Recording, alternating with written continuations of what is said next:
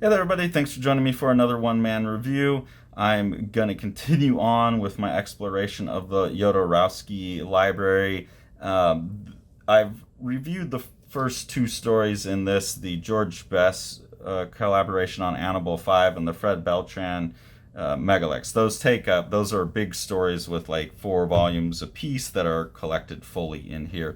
Then there's also a few shorts from Jodorowsky's short story feature, The Screaming Planet. This was in the 2002 version of Metal Hurlant. I know I bought a couple of those, maybe all of them as they came out. And they always did have like the short little story by Jodorowsky in them. So it's cool to see those collected here, that they're getting his short works as well. And I'll just show you like one page from each of these so you can see what they are in this book.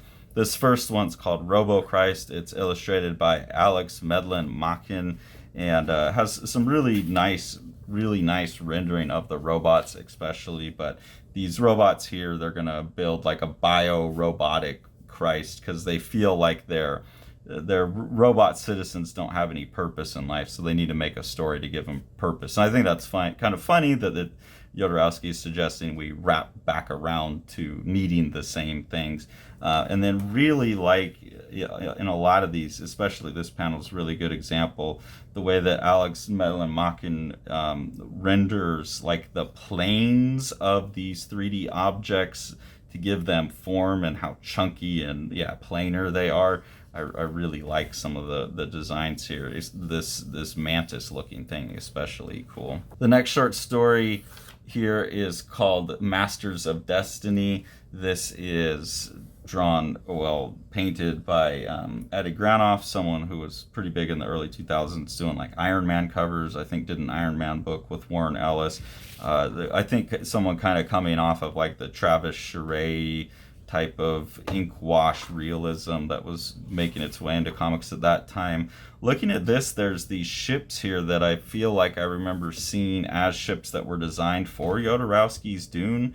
Me and Tori are probably going to rewatch that pretty soon, so I'll have to keep an eye out. But I feel like I've seen these ships before, or maybe him and Ez drew them somewhere or whatever. These screaming, what are they called? The Screaming Planet stories.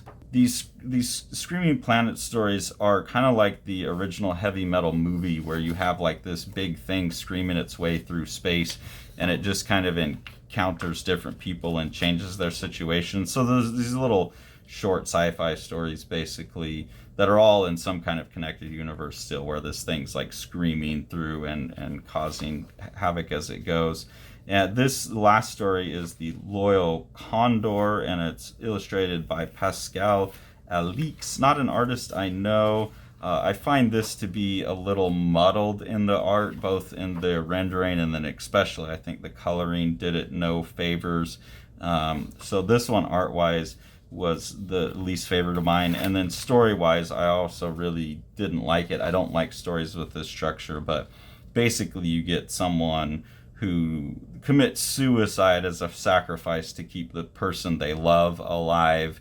And I've always hated that suicide is an expression of love.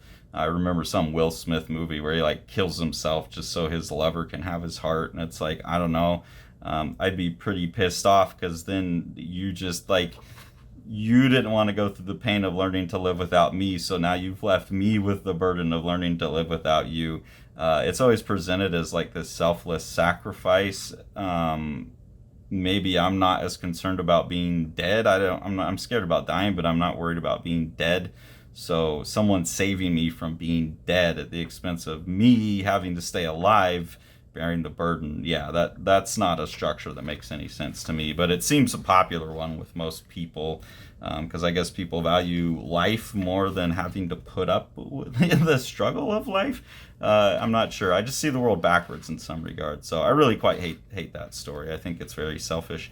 But yeah, really enjoyed this first volume. Really happy to have those last little bits of the Screaming Planet, and I'm very much looking forward to jumping into the rest of the Jodorowsky library. So keep following for those.